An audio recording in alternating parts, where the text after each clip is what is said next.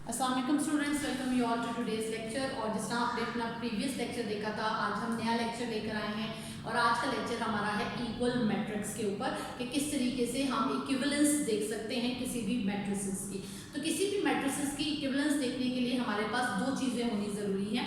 If A and B are two matrices and they are equal to each other, तो हमारे पास दो जो options हैं या दो अजम्पशंस हैं वो हमारे पास होना बहुत ज़्यादा ज़रूरी है। वो दो अजम्पशंस क्या हैं कि एक तो उसका ऑर्डर सेम होना चाहिए, यानी number of rose and number of columns same होने चाहिए, और इसके साथ साथ उसकी जो कॉरस्पॉन्डिंग एंट्रीज है, यानी कि जो ए मैट्रिक्स और बी मैट्रिक्स की एंटिटीज हैं वो आपके पास सेम होनी चाहिए। तो अब हम इसको लेक्चर को स्टार्ट करते हैं और मैं आपको बताती हूँ कि हम इक्वल मैट्रिक्स जो है वो किस तरीके से चेक कर सकते हैं।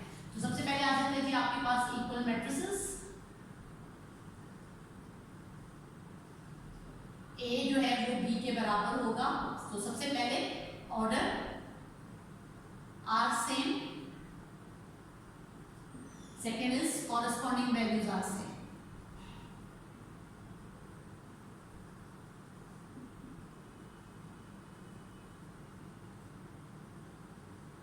ठीक है जी। अब आपके पास दो मैट्रिसेस हैं जो मैं एग्जांपल के तौर पे लिख रही हूँ, 1 2 3 4,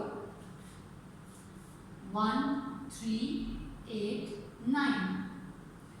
अब कि मैंने भी आपसे कहा था कि किसी भी मैट्रिक्स को इक्वल होने के लिए क्या चीज अहम होती है, दो बातें, एक उसका ऑर्डर और दूसरी उसकी कॉरस्पॉन्डिंग वैल्यूज। अब यहाँ पर हमारे पास जो क्वेश्चन है इसके अंदर हमारे पास देखने के अंदर अगर ऑर्डर जो है वो तो हमारे पास सेम है लेकिन कॉरस्पॉन्डिंग वैल्यूज सेम नहीं है, जिसकी वजह से ये इक्वल मैट्रिसेस नहीं कहलाते। देखिए दो रोज, इसमें भी दो रोज हैं एंड दो कॉलम्स, दो कॉलम्स मौजूद हैं, लेकिन फिर भी ये दोनों मैट्रिक्स एक दूसरे के इक्वल नहीं है, दे आर नॉट इक्वल,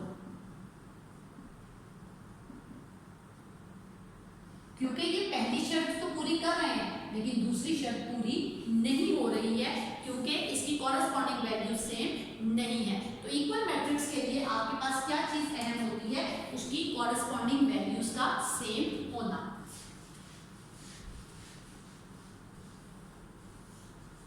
ठीक है जी। अब हम इसकी कॉरस्पॉन्डिंग वैल्यूज को सेम करते हैं। For example A B C D and A B C D. अब ये दोनों मैट्रिसेस जो हैं वो एक दूसरे के इक्वल हैं क्योंकि इसके अंदर ना सिर्फ कॉरस्पॉन्डिंग वैल्यू सेम है बल्कि इसके साथ साथ जो है वो इसकी ऑर्डर भी इसका सेम है। अब आपकी बुक के अंदर जो फर्स्ट क्वेश्चन है वो दिया हुआ है आपको a is equals to 3, right. अब इसके कॉरस्पॉन्डिंग के अंदर जो हमारे पास मैट्रिक्स दिया गया है जो हमें देखने में बराबर लग रहा है वो है 5 - 2, राइट। अब आप कहेंगे कि वहां पे तो 3 पे एक वैल्यू और वहां पर दो वैल्यूज है, लेकिन उनके बीच में एक अप्लाई हो रहा है ऑपरेशन, तो 5 - 2, तो ये आ जाएगा 3 और यहाँ पर भी आ जाएगा 3। तो A का जो मैट्रिक्स है वो किसके बराबर होगा, C के मैट्रिक्स के बराबर होगा। इसी तरह नेक्स्ट अब आपके पास एक मैट्रिक्स है 4 6 0 2, 4 6 0 2। अब इसकी कॉरस्पॉन्डेंस के अंदर जो वैल्यू है वो है आपके पास j is equals to 2 + 2, 2 + 4, 2 - 2 and 2 + 0। अब इसको सॉल्व करते हैं, 4 6 0 2।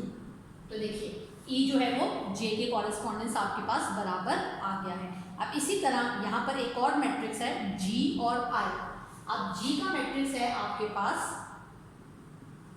3 - 1 एंड 3 + 3। इसके कॉरस्पॉन्डेंस में आपके पास F का सेट है जो कि है आपके पास 2 and 6, तो G क्या आ जाएगा 3 - 1 2 and 6, तो G किसके बराबर आ जाएगा आपके पास F के, क्योंकि इनकी ना सिर्फ कॉरस्पॉन्डिंग वैल्यू सेम है बल्कि इसके अंदर साथ साथ ही इसका जो मैट्रिक्स है वो भी आपके पास सेम है। ठीक है जी। तो ये आपका simple order of the matrix का क्वेश्चन जो है वो कंप्लीट हो गया है। अब हम चलते चलते हैं एक और क्वेश्चन की तरफ जो कि बोर्ड के एग्जामिनेशन पॉइंट ऑफ व्यू से बहुत ज़्यादा इंपॉर्टेंट है, लेकिन सॉल्व करने के लिए वो बहुत ज़्यादा सिंपल है। तो चलिए जी क्वेश्चन को स्टार्ट करते हैं। ओके स्टूडेंट्स, अब हम जा रहे हैं अपने नेक्स्ट क्वेश्चन की तरफ जो कि एक इस एक्सरसाइज का बहुत ज़्यादा इंपॉर्टेंट क्वेश्चन है और बहुत ज़्यादा सिंपल क्वेश्चन है। इस क्वेश्चन के अंदर सबसे पहले हमें इक्वेशंस बनानी है। अब आपके पास a प्लस सी 0 के बराबर है, a प्लस 2b -7, c -1 3 के एंड 4d -6 2d के बराबर है। चलिए जी क्वेश्चन को स्टार्ट करते हैं। a plus C is equals to 0, a plus 2b is equals to -7, c -1 equals to 3 and 4d -6 equals to 2d। अब हमारे पास 4 इक्वेशंस आ चुकी हुई हैं। This one is our equation number 1, 2, 3 and 4। अब हमें इसके अंदर से आंसर्स फाइंड आउट करने हैं। सबसे पहले from equation 3 c -1 equals to 3, 1 नीचे जाकर प्लस हो जाएगा तो 3 प्लस 1 c आ जाएगा आपके पास 4। c का आंसर आ गया। Now move towards the next, put value of c in equation number 1।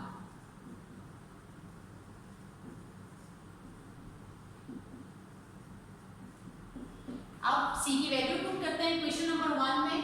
a plus c is equals to 0। अब c की वैल्यू क्या है आपके पास 4, तो a प्लस 4 इक्वल्स टू 0 और a is equals to 0 minus 4। a का answer आएगा आपके पास -4। a भी आ गया आपके पास c भी आ गया। अब put value of a in equation number 2।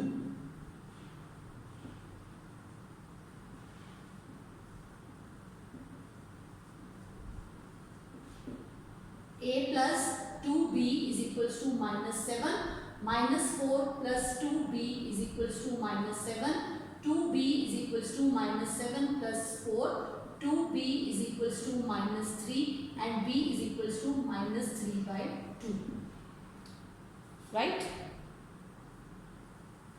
Now last part, 4d -6 equals to 2d, okay?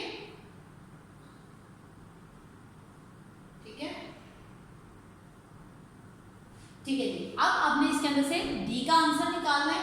d इधर आकर माइनस होगा, 4d minus 2d is equals to 6। 4 में से 2 माइनस करेंगे, 2d is equals to 6, d is equals to 6/2 and d is equals to 3।